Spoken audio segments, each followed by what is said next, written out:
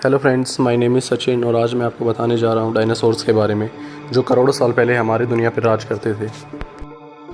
आज से करीब 23 करोड़ साल पहले डायनासोर्स का जन्म हुआ था और उन डायनासोर्स ने करीब 16 करोड़ साल तक हमारी धरती पर राज किया। हम इंसानों का जीवन इसका करीब 0.1% ही है। डायनासोर जिस काल में यहाँ रहते थे उसे मेसोजोइक एरा कहा जाता है। वैज्ञानिकों के हिसाब से डीएनए सिर्फ 20 लाख साल तक ही जिंदा रह सकता है, इसीलिए डायनासोर के जीवाश्म का डीएनए टेस्ट नहीं किया जा सकता, वरना हम डायनासोर्स के बारे में और भी बहुत कुछ जान सकते थे। डायनासोर आकार में इतने बड़े और शक्ति में इतने ताकतवर थे कि आज के ज़माने का कोई भी प्राणी उनका मुकाबला नहीं कर सकता। उनमें से कुछ डायनासोर शाकाहारी थे और कुछ डायनासोर्स मांसाहारी थे। शाकाहारी प्रजाति में मोटे तौर पे आते थे ब्रैकियोसोरस और एप्टोसोरस, और मांसाहारी डायनासोर्स में आते थे टायरेनोसोरस और ऑर्निथोमाइमस। वैज्ञानिकों के अनुसार बताया जाता है कि जो डायनासोर शाकाहारी होते थे वो ठंडे खून के डायनासोर्स होते थे। ये डायनासोर्स रोज़ करीब 1 टन के आसपास का खाना खाते थे, यानी करीब 1 बस के वज़न के बराबर। और दूसरी तरफ मांसाहारी डायनासोर्स थे जो कि गर्म खून के डायनासोर्स माने जाते थे। वो अपने वज़न के शाकाहारी डायनासोर्स के मुकाबले 10 गुना ज़्यादा खाना खाते थे। डायनासोर्स की हड्डियाँ खोखली होती थी, खास करके मांसाहारी डायनासोर्स की, ताकि उनका वज़न हल्का बना रहे। ये डायनासोर्स 2 पैरों पे चलते थे ताकि ये तेज़ी से अपना शिकार कर सकें, और शाकाहारी डायनासोर्स 4 पैरों पे चलते थे। इनकी गति बहुत धीरे होती थी। यह सिर्फ कुछ समय के लिए ही 2 पैरों पर अपना संतुलन बना सकते थे। कुछ डायनासोर्स की प्रजातियां ऐसी भी थी जो पानी में रहा करती थी, और कुछ डायनासोर ऐसे थे जो हवा में उड़ते थे। डायनासोर की सभी प्रजातियां अंडे देने वाली थी। अभी तक 40 प्रजातियों के अंडे मिल चुके हैं, और सबसे बड़े डायनासोर के अंडे बास्केटबॉल जितने बड़े होते थे। जितना बड़ा अंडा उतना ही मोटा उसका कवच।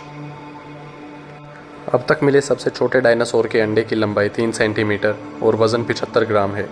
ये अंडा किस प्रजाति का है अब तक किसी को नहीं पता। अब तक का डायनासोर का सबसे बड़ा अंडा 19 इंच की लंबाई का मिला है, और माना जाता है कि यह अंडा एशिया के किसी मांसाहारी डायनासोर का अंडा है। डायनासोर्स अपने ज़माने के सबसे सफल जीव माने जाते थे। तो सवाल ये उठता है कि ऐसी क्या घटना हुई जिन्होंने इनका जीवन ख़त्म कर दिया।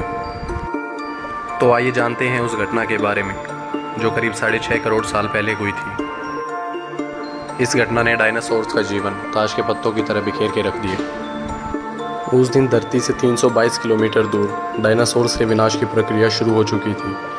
एक 65 किलोमीटर चौड़ा एस्टेरॉयड 35,000 किलोमीटर पर आवर की स्पीड से धरती की तरफ बढ़ा चला आ रहा था, और उस एस्टेरॉयड ने कुछ ऐसा किया जिसने धरती को हमेशा के लिए बदल के रख दिया। धरती की तरफ बढ़ते हुए उस एस्टेरॉयड की टक्कर अपने से कई गुना बड़े एस्टेरॉयड से हुई, जिसकी वजह से वह लाखों नए एस्टेरॉयड्स में टूट गए। उनमें से एक एस्टेरॉयड 10 किलोमीटर जितना बड़ा था, यानी कि आज के एक शहर के बराबर। और यह एस्टेरॉयड सोलर सिस्टम के इकलौते ऐसे ग्रह की तरफ आ रहा था जिस पर जीवन संभव था, और वो था पृथ्वी। धरती की तरफ बढ़ने वाले ज़्यादातर ऐसे एस्टेरॉयड पृथ्वी पर आने से पहले चांद से टकराकर ख़त्म हो जाते हैं, और इसका सबूत है चांद पर बने हुए ढेर सारे गड्ढे। लेकिन उस दिन नियति को कुछ और ही मंजूर था। वो एस्टेरॉयड चांद के बिल्कुल नज़दीक से गुजर गया और धरती की तरफ 65,000 किलोमीटर पर आवर की स्पीड से आने लगा। लेकिन जैसे ही वो एस्टेरॉयड धरती के बिल्कुल नज़दीक आ गया तो धरती की ग्रेविटेशनल फोर्स की वजह से उसकी स्पीड 72,000 किलोमीटर पर आवर हो गई, और जैसे ही वो धरती के वायुमंडल में घुसा वो एक आग के गोले में तब्दील हो गया जो कि मैक्सिको से टकराने वाला था। और इस आग के गोले का टेम्परेचर 20,000 डिग्री सेल्सियस था, जो कि सूरज से 4,000 गुना ज़्यादा था। उस आग के गोले की चमक इतनी ज़्यादा थी कि जब वो धरती से 800 किलोमीटर दूर था तो उसकी चमक देख के लाखों ऐसे जीव थे जो अपनी आंखों की रोशनी खो चुके थे। और कुछ ही क्षण बाद वो एस्टेरॉयड मैक्सिको की खाड़ी से जा टकराया, और उस एक्सप्लोजन का फोर्स 100 करोड़ मेगाटन था। एक्सप्लोजन के इम्पैक्ट एरिया के 1000 किलोमीटर के आसपास का टेम्परेचर 300 डिग्री सेल्सियस पहुंच गया था, और यह एक्सप्लोजन आज के 10 हाइड्रोजन बम के एक्सप्लोजन्स के बराबर था। इतने ऊंचे तापमान की वजह से डायनासोर जल के राख हो गए थे। कुछ उड़ने वाले डायनासोर शायद बच गए हों, लेकिन तबाही अभी ख़त्म नहीं हुई थी।